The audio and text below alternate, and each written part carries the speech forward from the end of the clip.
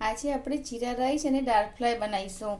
જીરા rice અને દાળ fry બનાવવા માટે મેં અહીંયા તુવેરની દાળ, અડદની દાળ, ચણાની દાળ અને મગની મોગર દાળ, આ ફોતરા વગરની દાળ છે, અડદની અને મગની બંને, આ 4 દાળો લઈશું અને જે 4 થી 5 પાણીથી ધોઈ દઈશું।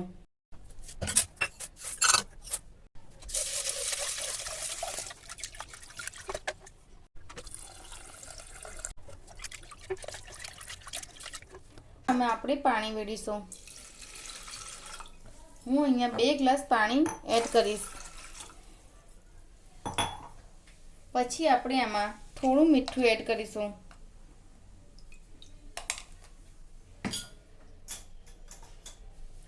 અડધી ચમચી હળદર એડ કરીશું।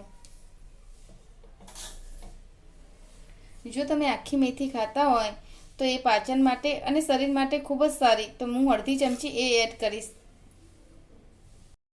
આ દાળમાં આપણે આવી રીતે ગાજર અને 1 બટાકું મેં છોલી ધોઈ સાફ કરી અને આ પણ આપણે આની અંદર એડ કરી દઈશું।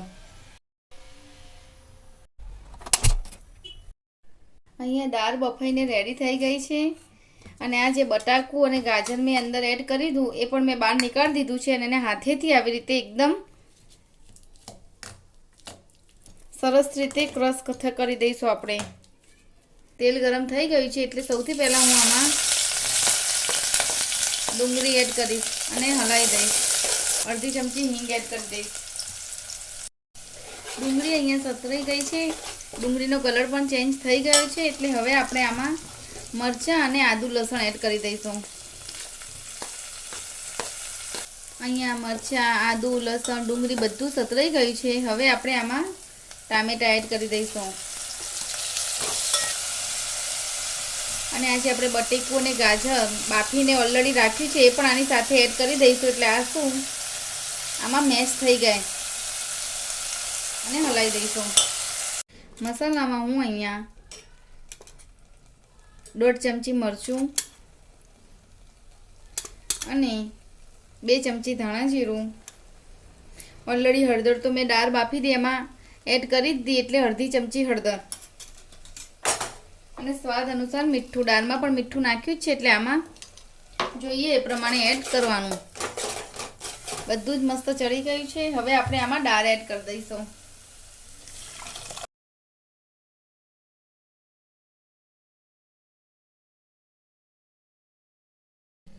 દાળ બનીને રેડી થઈ ગઈ છે।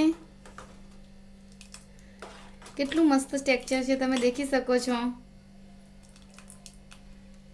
આ દાળમાં હજી આપણે ફરીથી વઘાર કરીશું।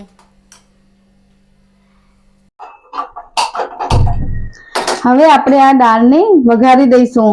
પહેલા મેં વઘારી જ હતી પણ ફરીથી આપણે પાછળથી ઉકાળ્યા પછી પણ વઘારી લઈશું।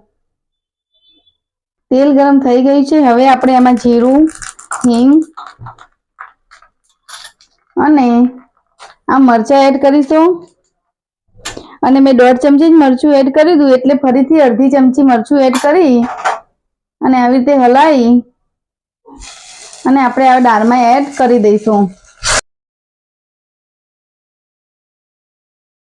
મેં અહીંયા આગળ 1.5 વાટકી જેટલા બાસમતી રાઈસ લીધા છે જે હું આમાં તપેલીમાં એડ કરી અને 4 થી 5 પાણીએ ધોઈ દઉં।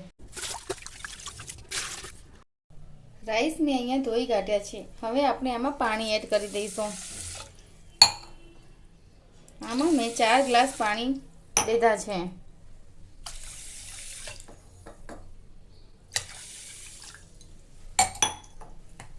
અને અહીંયા મેં વટાણા લીધા છે જે રાઈસ સાથે જ બાફી દઈશું, જે ઓપ્શનલ છે। જો તમને ના ખાતા હોય તો ના નાખો તો ચાલે, પણ અમને ભાવે છે એટલે મેં અહીંયા એડ કર્યા છે ને અત્યારે તો સિઝન છે એટલે લીધા છે।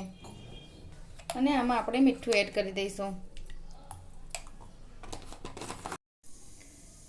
અહીંયા ભાત છે એ તમે દેખી શકો છો આ ટાઈપના આવી રીતે ચડી જાય, 10% કે 20% જેટલા ઓછા બફાય એવી રીતે થાય એટલે આપણે ગેસની ફ્લેમ બંધ કરી અને એનું જે પાણી હોય એ નિતારી દઈએ।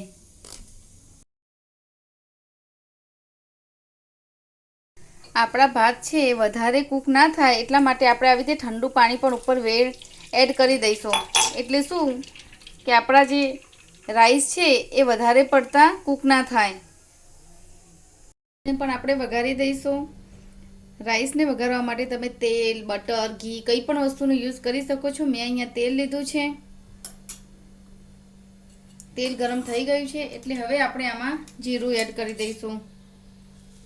જે પ્રમાણે તમારા રાઈસ હોય એ પ્રમાણે તમે એડ કરી શકો છો. મેં અહીંયા 2.5 વાટકી લીધા હતા તો મેં અહીંયા 4 થી 5 ચમચી હું જીરું એડ કરીશ. અને પછી આ જે આપણા રાઈસ છે એ એડ કરી દઈશું. ધીરે ધીરે એડ કરીશું એટલે આપણા ભાજી ના જાય, એકદમ ખુલ્લા ખુલ્લા રહે.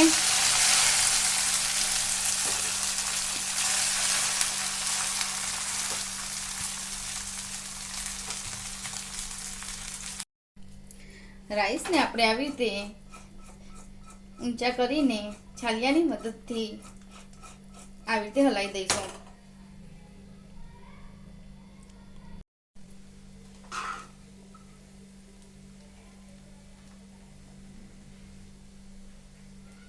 જીરા રાઈસ અને દાળ ફ્રાય બનીને રેડી થઈ ગઈ છે. આ આપણે દહીં સાથે અને પાપડ સાથે ખાઈશું. દેખી શકો છો દાળ કેટલી મસ્ત બની છે. આ દાળની રેસીપી અને રાઈસની રેસીપી તમને પસંદ આવે તો મારી ચેનલને સબસ્ક્રાઇબ કરજો. આ રેસીપીને લાઈક કરજો, કમેન્ટ કરજો.